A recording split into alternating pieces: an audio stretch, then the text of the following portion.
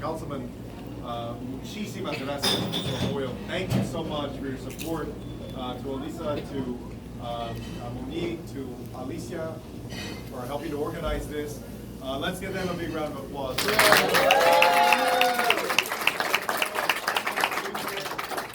means a lot for you to come by. It's good to see you a few months ago. It's good to see you here in Oakland. It's great to be here in Oakland.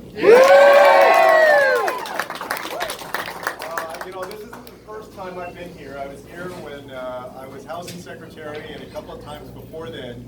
But I'm always proud to be here because of all of the great work that so many people in this community are doing. And I just saw some of it right now at Fruitvale to make opportunity more possible for people in this community. And so I know that a lot of y'all who are here have been dedicating your careers to that. And I want to thank you for that. I'm very impressed by a lot of things that are happening here. We also just had an opportunity to go and visit one of the homeless encampments. And so we also know the deep poverty and challenges that exist in the community as well.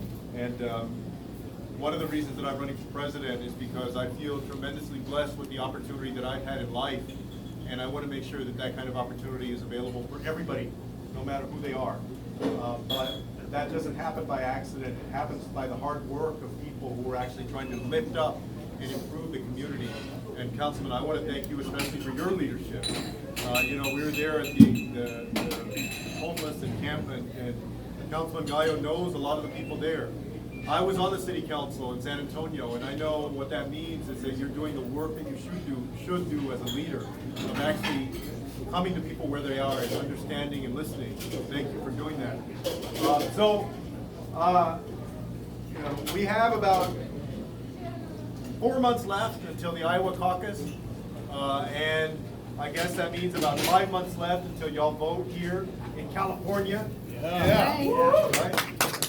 California moved up its primary to Super Tuesday on March 3rd. That means that this state is going to be more important than ever in terms of determining who the next president of the United States is. I'm proud to be here running as a candidate for president of the United States. I bet that my story is very similar to a lot of the stories in this room. I grew up with my twin brother, Joaquin. Some of y'all may have seen Joaquin. He's in the Congress. He has a beard these days. He usually says that the way to tell us apart is that I'm a minute uglier than he is. That's not true. I'm a minute older. We grew up on the west side of San Antonio with my mother and my grandmother. My grandmother had come over from Mexico when she was 7 with her little sister because their parents had died. And their closest relatives lived in San Antonio, so they came through Eagle Pass, Texas in 1922 and ended up in San Antonio. Her family pulled her out of school before she finished elementary, and so she worked as a maid, a cook, and a babysitter. She raised my mom as a single parent, and my mother raised my brother and me as a single parent too. My brother Joaquin and I are proud products of the public schools of San Antonio.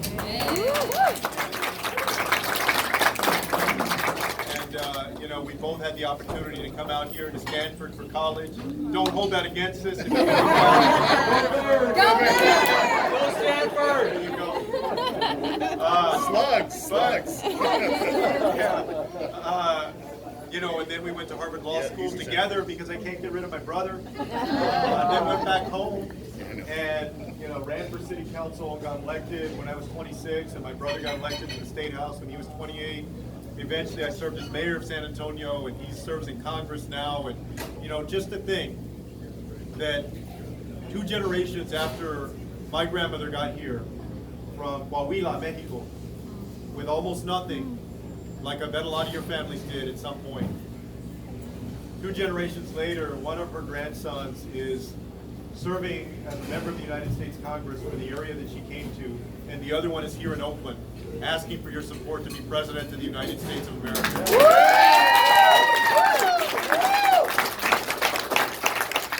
the kind of America that we want for every single person. And I'm running for president because I believe that that's the kind of America that we can create.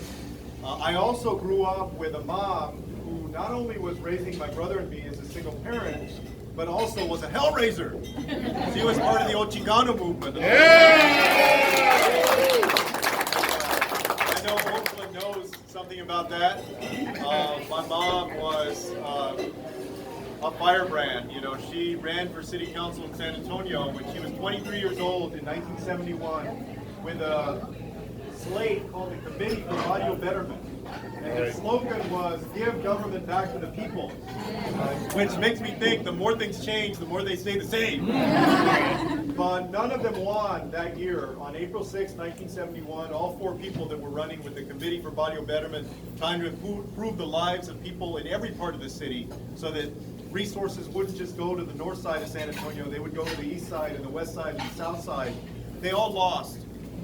But the night that they lost, one of the reporters there asked my mom about being defeated, and she said, "Oh, we'll be back." 30 years later, I was elected as the youngest member ever of the San Antonio City Council in 2001. And when I think about the progress that takes to happen, and that progress is the result of activists who are marching in the streets and picketing. It's a result of office holders who are pushing to make sure that everybody gets resources. It's a result of people working in their churches, in their neighborhood associations, in their community organizations to lift up the community.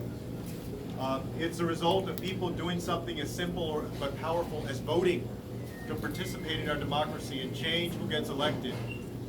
And I think about that today now more than ever because we know that we need to make a change in Washington. We know that we need to go from a president who sees himself as a president for only 37% of the public that he considers his base, to somebody that wants to be a president for all Americans, all people in this country. We need to go from a president who is the most divisive president that we've ever had, probably, in this country, to somebody that is trying to bring us together instead of tear us apart. And instead of a president who demonstrates deceit and dishonesty in office. I know what it's like to struggle. I grew up in a segregated neighborhood, in segregated schools, with a mom that was struggling to pay the rent and pay the light bill and to make it through the grocery list, trying to support my brother and me and her mom, my grandmother that we were growing up with. I know what a lot of families are going through. And I also know that it's going to take bold ideas and bold investments to make sure that everybody can prosper. We talked today and we saw the challenge of homelessness. I have a plan to create 3 million more units of